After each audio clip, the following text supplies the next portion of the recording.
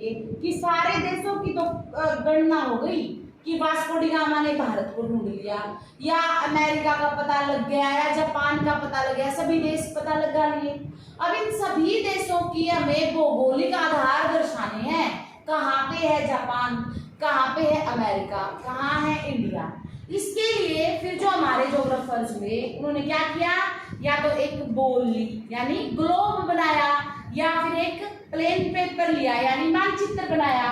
दो ही चीजें हैं जो आपको पूरे विश्व के बारे में लोकेशन बता रही हैं, मानचित्र और ग्लोब। ठीक है, तो मानचित्र बनाने के लिए उन्होंने सबसे पहले एक प्लेन पेपर लिया। अब उन्होंने निर्धारण तो कर लिया, डिसाइड कर लिया कि भाई मुझे अक्षांश और देशांतर रेखाओं का एक जाल बनाना है ताकि मैं लोगों को बता सकूं इनका जोन।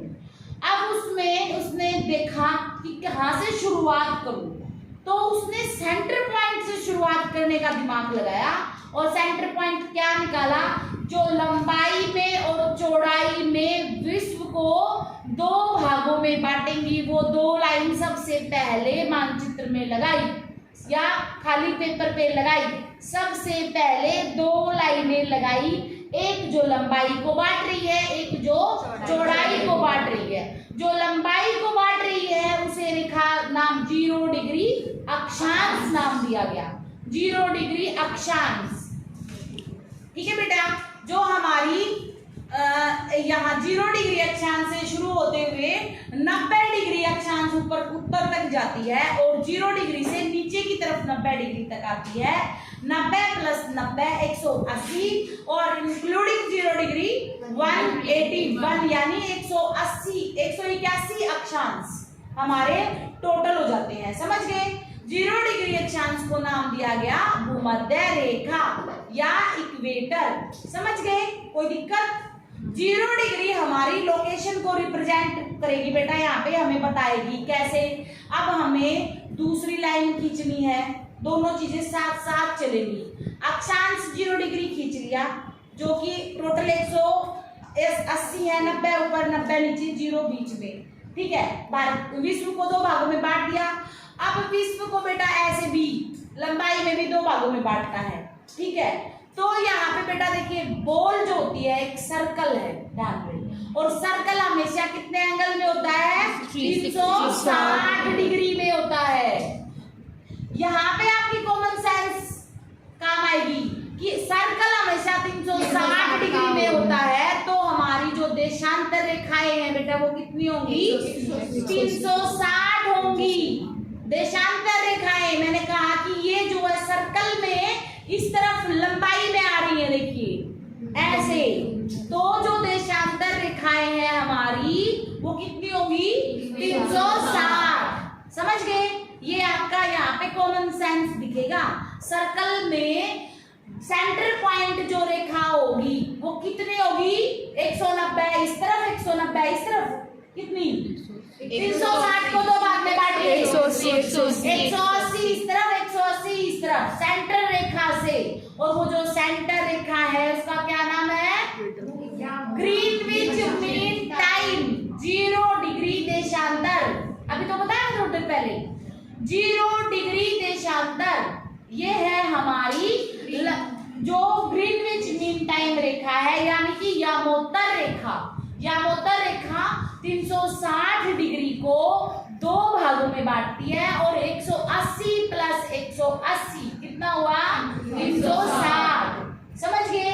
0 डिग्री देशांतर, या इसमें भी वही चलेगा, 180 प्लस 180 360 इंक्लूडिंग 0 डिग्री 361। अगर एग्जाम में क्वेश्चन में ऑप्शन एमसीक्यूज में 181 और 180 दोनों आते हैं तो आप 181 पे लगाएंगे, या 360 360 और 361 आते हैं तो 361 पे टिक लगाएंगे। अगर इनमें से कोई भी एक नहीं है तो दूसरा ऑथेंटिक होगा। समझ गए? अगर दोनों है तो 361 और 181, अगर ये दोनों नहीं है तो 360 और 180। समझ गए? क्लियर है आप लोगों को? अब बेटा यहाँ पे एक मेन बात जो आप लोगों के लेवल की है बस ये कि आपको भारत की स्थिति या विश्व के अन्य देश की स्थिति का पता कैसे होगा। 0 डिग्री से अब हमें हमारे देश की लोकेशन देखनी है मैप के अंदर। तो बेटा हमारे मैप में भारत की अक्षांशीय देशांतरीय स्थिति मैं आप लोगों को बता चुकी हूँ। सारे एक बार सारे बच्चे बोलेंगे भारत की अक्षांशीय स्थिति क्या है? 8 डिग्री और देशांतरीय स्थिति क्या है? 25। क्लियर है ये बात? तो अब हमें ये है हमारा एड्रेस, ये हमारा पता है जो अभी आपने दिया है, जो एक टाउन प्लानर देता है, पहले कॉलोनी फिर जो है गली फिर मकान नंबर, ऐसे ही आप लोगों ने ईस्ट टू वेस्ट हमें टोटल हमारा एड्रेस दे दिया है और ये हमें मैप में ढूंढना है बेटे। तो इक्वेटर जो है बेटा वो 0 डिग्री और भारत शुरू कहाँ से हो रहा है? 8 डिग्री से शुरू हो रहा है। 8 से लेके ऊपर चलता जाए, कहाँ तक जा रहा है? 37 तक जा रहा है। 8 से 37 तक जा रहा है। उत्तर से दक्षिण या दक्षिण से उत्तर 8 डिग्री से 37 डिग्री तक जा रहा है। टोटल अक्षांशीय विस्तार हमारा कितना हुआ? 30 degree. Very good, right answer. 30 degree हमारा जो है टोटल विस्तार है बेटा, अक्षांशीय विस्तार। समझ गए? ऐसे ही देशांतर में आ जाएं। जो देशांतर है बेटा वो 0 डिग्री है हमारा ग्रीनविच मीन टाइम और इससे पूर्व की तरफ ध्यान रहे, ग्रीनविच मीन टाइम से पूर्व की तरफ हम बढ़ेंगे तो भारत की देशांतरीय स्थिति क्या है? 68 डिग्री 7 से 97 डिग्री 25। सारे रिपीट करेंगे। 68 डिग्री 7 से 97 डिग्री 25। तो ये है बेटा हमारी देशांतरीय स्थिति, यानी कि ग्रीनविच मीन टाइम से पूर्व की तरफ जब हम चलते जाते हैं तो हम कहाँ पहुंचते हैं? 68 डिग्री पे पहुंचते हैं और 97 तक जाते हैं। तो हमारा अंतर कितना है? वही सेम 30 डिग्री। अक्षांशीय भी 30 डिग्री बेटा और देशांतरीय भी 30 डिग्री। एड्रेस पता लग गया भारत का? विश्व में कहाँ है भारत? विश्व में भारत इक्वेटर से उत्तर की तरफ चलते हैं। इक्वेटर यानी कि 0 डिग्री अक्षांश से उत्तर की तरफ चलते हैं तो 8 डिग्री से 37 डिग्री तक सिचुएटेड है भारत अक्षांश में। और बेटा देशांतर की बात करें तो ग्रीनविच मीन टाइम से यानी यमोत्तर रेखा से पूर्व की तरफ चलते हैं। पूर्व की तरफ ध्यान रहे, पूर्व की तरफ 68 डिग्री से 97 डिग्री 25 की तरफ जाएंगे, वहां तक है भारत। क्लियर है? एज ए ज्योग्राफी स्टूडेंट ये हमारे भारत का एड्रेस है, पता है, लोकेशन है, लोकेशन ऑफ इंडिया। क्लियर है? लेसन का नाम भी यही है, लोकेशन ऑफ इंडिया। ये लास्ट पॉइंट है आपके लेसन का और नाम भी है ये। अब तक आपने जो पढ़ा है लोकेशन ऑफ इंडिया, यहाँ पे आपको एंड हो रहा है लेकिन शुरुआत हो रही है इंडियन ज्योग्राफी की। सभी को लोकेशन ऑफ इंडिया याद है? कोई डाउट इसमें? सबको किसी लाइन से कोई प्रॉब्लम?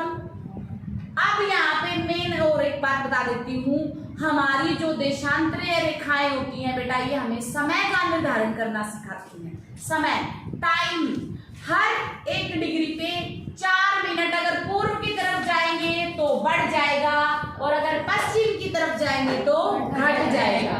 ये बात आप लोगों को याद रखनी है। ग्रीनविच मीन टाइम से पूर्व की तरफ जाएंगे तो बढ़ जाएगा, हर 1 डिग्री पे ध्यान रहे 4 मिनट बढ़ जाएगा, अगर इस तरफ पश्चिम की तरफ आएंगे तो घट जाएगा। क्लियर है? तो अब यहाँ क्वेश्चन आता है, इस समय यदि ग्रीनविच मीन टाइम पे 12 बजे है तो भारत के अरुणाचल प्रदेश में क्या समय होगा? ध्यान रहे ग्रीनविच मीन टाइम से इस तरफ पूर्व की तरफ बढ़ रहे हैं तो टाइम बढ़ जाएगा, हर 1 डिग्री पे 4 मिनट। 0 डिग्री से भारत की तरफ आ रहे हो, कितने डिग्री क्रॉस करते हुए आए हो? 68 डिग्री। हर 1 डिग्री को 4 से मल्टीप्लाई कर दो फटाफट। आप लोगों को अगर थोड़ा सा भी मैथ आता है तो इतने टाइम जो हम आगे हैं आपको पता लग जाएगा ग्रीनविच से। और 68 से 97 डिग्री यानी कि टोटल 97 तक पहुंच जाओ। 97 को 4 से मल्टीप्लाई कर दोगे तो आपके मिनट्स आ जाएंगे, मतलब टोटल मिनट। और कितने मिनट का 1 घंटा है ये आप निकाल पाएंगे। तो क्लियर आपका आंसर होगा। जिस बच्चे को थोड़ा सा बस गुणा करनी आती होगी वो यहाँ पे समय निकालना सीख गया होगा। आई थिंक 4 मिनट 1 डिग्री का टोटल आपको एक्चुअल पोजीशन इंडिया की पता है 97 डिग्री 25 है, यानी 25 को नगण्य रखें, 97 को मल्टीप्लाई करें 4 से, तो यहाँ पे टोटल मिनट्स आ जाएंगी। तो आपका जो समय आता है बेटे ग्रीनविच से हम 5.5 घंटे आगे हैं, आगे, यानी कि ग्रीनविच पे सूर्योदय होने से पहले ही भारत में सूर्य उदय हो चुका होता है। कब? 5.5 घंटे पहले। समझ गए? ग्रीनविच से इस तरफ आएंगे तो ये लोग समय घट जाएगा। क्लियर है आप लोगों को? ये रेखाएं हमारे समय निर्धारण में मदद करती हैं, ठीक है। और जो अक्षांशीय रेखाएं हैं वो हमारे जोन डिसाइड करती हैं, उष्ण कटिबंध, शीतोष्ण कटिबंध, शीत कटिबंध। ये वास्ट ज्योग्राफिकल टॉपिक्स हैं जो आप आगे की क्लासेस में बिल्कुल टाइम टू टाइम आप लोगों को लेक्चर दिए जाएंगे, ठीक है बेटा। यहाँ पे आपको मेरा काम था लोकेशन समझाना। सारे बच्चे इक्वेटर से अवेयर हो चुके होंगे, ग्रीनविच मीन टाइम से अवेयर हो चुके होंगे, लोकेशन आपको क्लियर हो गई, राइट।